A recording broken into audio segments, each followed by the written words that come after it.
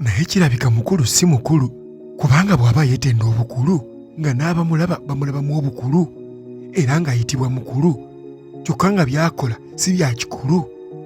Mazima olwo oyo abeera mukulu. Okukula si bwe bukulu, n'okukutya si bwe bukulu, okuba n'ebitiibwa si bwe bukulu, okuba omumanyifu si bwe bukulu.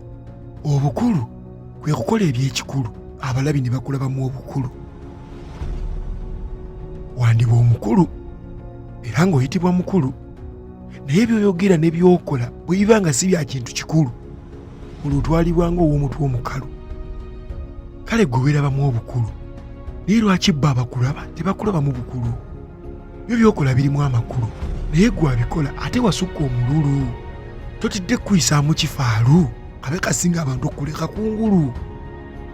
Mu kizudde mukulu kirabika si mukulu.